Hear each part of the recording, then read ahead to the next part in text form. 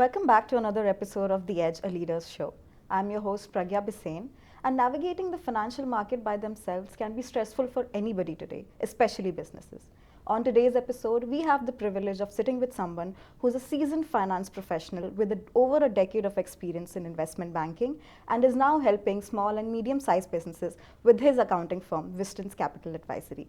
Thank you so much for joining us today, Daryl Ching. Thank you, Pragya. I'm very happy to be here. Of course. And you bring so much of experience in investment banking. Please share a bit about your journey and your experience that helped you start this and kind of gave you the motivation to help small businesses and medium businesses. For sure. That's a good question, Pragya.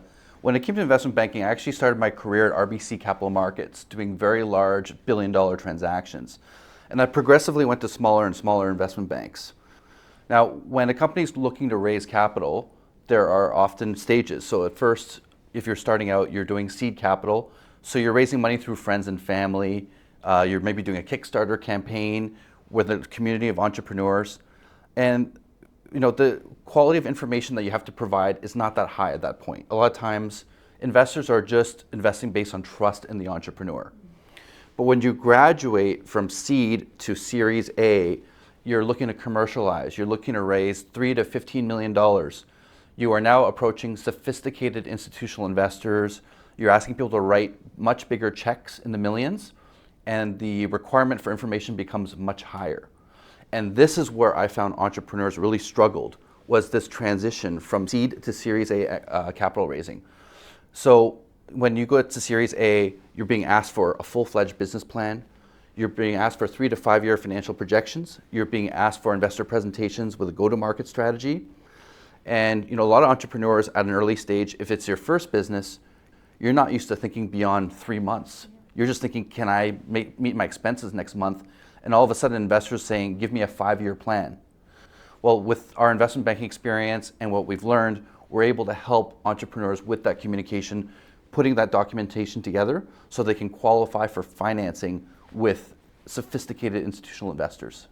That's amazing. And touching back to your point that it is difficult for any business to sustain and grow in today's economy, especially small businesses. So what are some challenges that you come across, like most common challenges that small businesses are facing today to grow and sustain themselves? And how is your accounting firm helping them? So as I mentioned, I started my business doing capital raising consulting.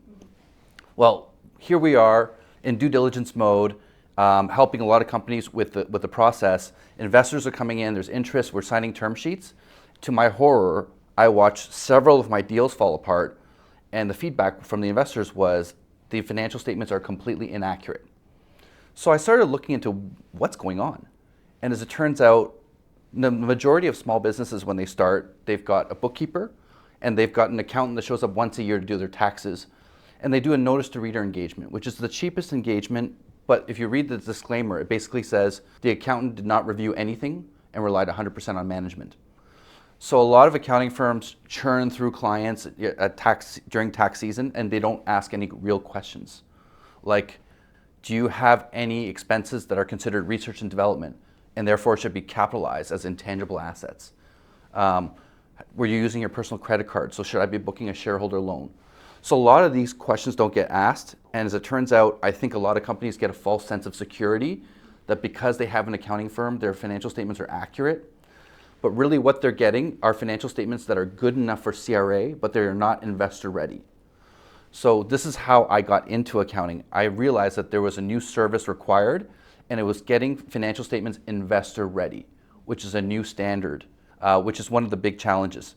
The other big challenge, and I think we're going to get into this in a later question, is the fact that the capital markets and the availability of capital in Canada is a lot more sparse than what's available in the US, especially at an early stage when you're starting out.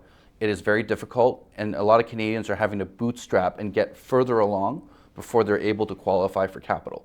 So those are two of the key challenges that we have seen. Okay, so you're saying that there might something not possibly be wrong with the business, but it's just the bookkeeping that sometimes take you down. That's correct. Okay.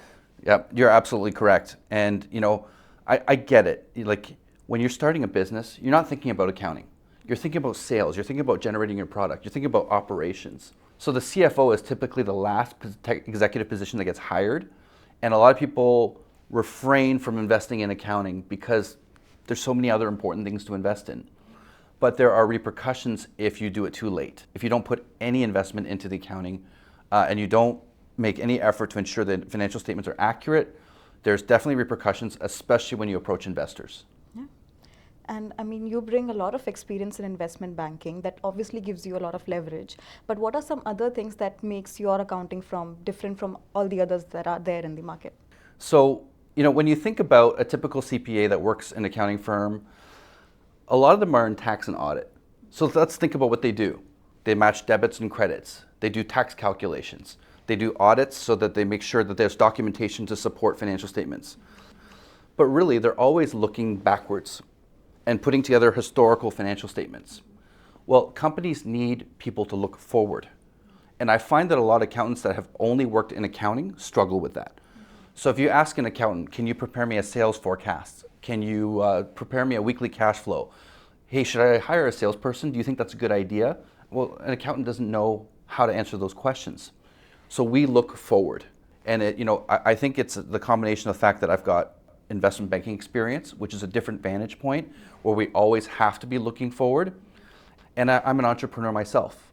I started my own firm, I hired my own people.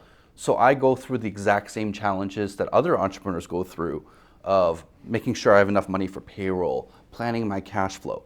So I apply what I need to do for my own business to help other small businesses at a similar stage. So I believe that because of the different vantage point that I have, I'm in a better position to help a lot of small businesses than somebody who has spent their entire career just doing accounting. Yeah, I agree with you there.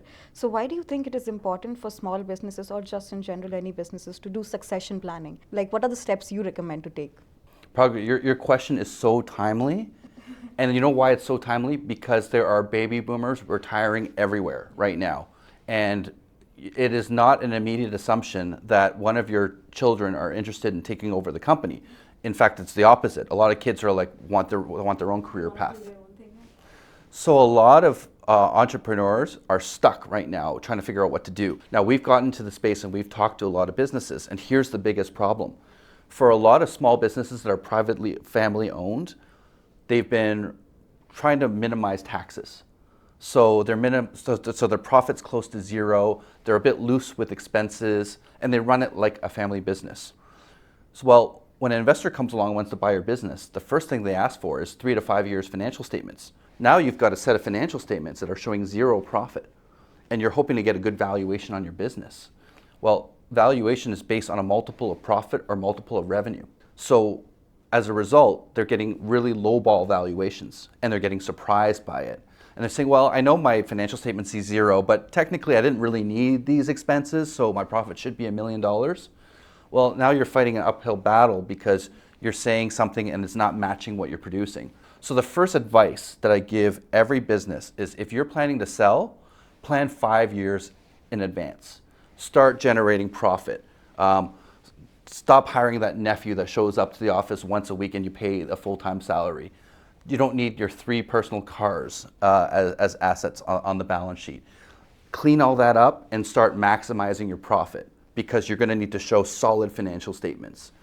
The other thing that I give advice on when it comes to succession planning is for a lot of small business owners, I could be in a meeting with, for example, you could be a CEO of a company, we're having a chat over an hour, and you get interrupted like 4 times by your staff going, oh, can you approve this? Can you approve this? So there are a lot of business owners out there in small businesses that are still in the habit of weighing in on every day-to-day decision. Well, if I'm buying your business and you can't leave because the company depends on you too much, your business becomes way less attractive.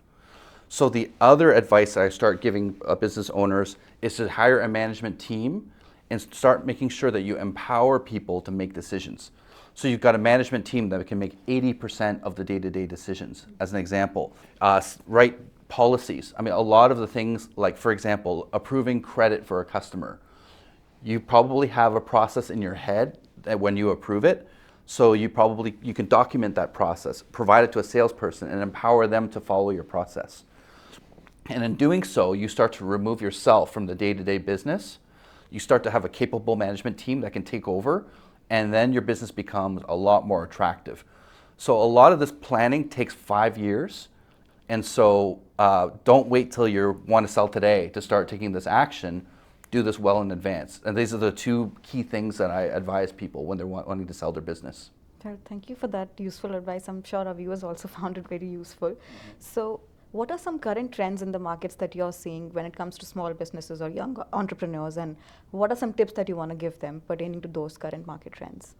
Well, let's start with capital markets. As I mentioned, and I alluded to earlier, it is very difficult to find capital in Canada, much more difficult in the US. In Canada, when you approach investors, you have a lot of what I call generalists. They're people that know a little bit about every industry. So a Canadian analyst could cover mining, technology, oil and gas. Whereas in the US, you have investors that are very, very specific and they specialize in one industry. So if you're in a very complex industry that requires a deep understanding and deep knowledge, I find that a lot of people have a lot more success going to the US for capital raising.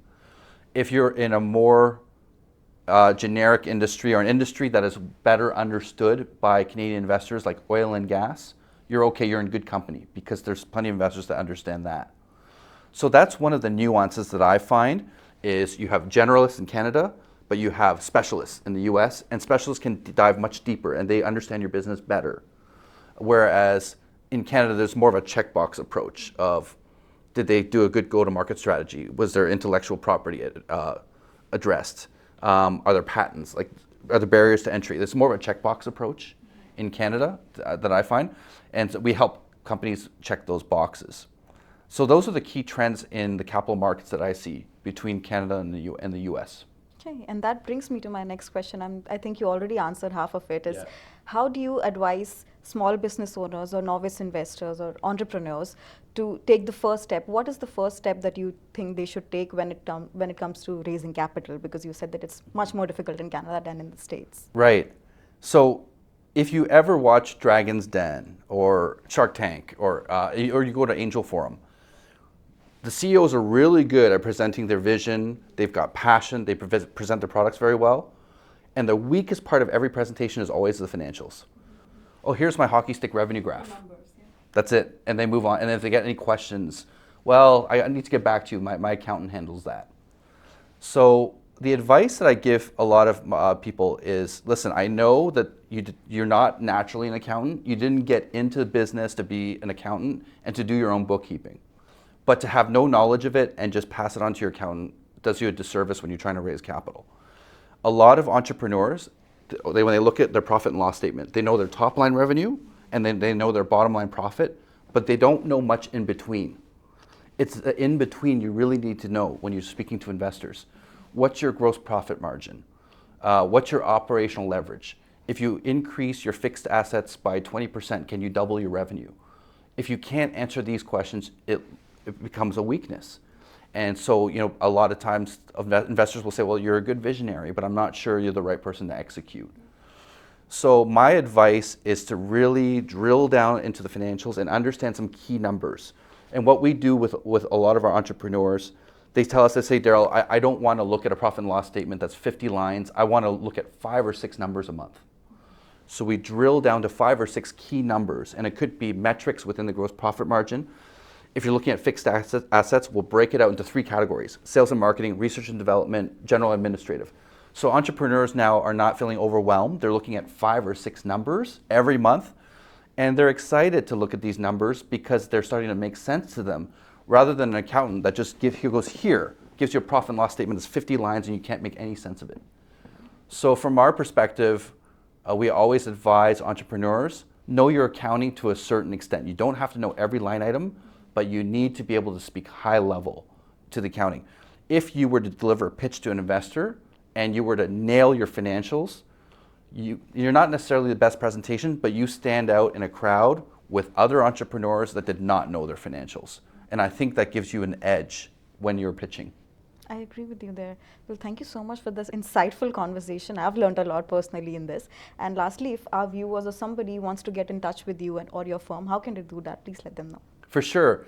Pragya, thank you for asking that. We do free consults, and we'd be more than happy to talk to you to find out your needs and see how we can help you grow your business. You can reach us at www.vistancecapital.com. So that's the word distance, but with a V. So it's VISTANCE capital.com would be the best way to reach us. Go on our website and there's a contact form to reach out. Thank you so much for joining us today, Daryl. It was really nice talking to you. Thank you, Pragya. Enjoyed the discussion, and I hope your audience found some value in our discussion. I'm sure they will. Thank you. Thank you. Thank you for watching the Edge of Leaders show. Stay tuned for more episodes, and if you know someone who's a good fit for our show, then please feel free to reach out to us.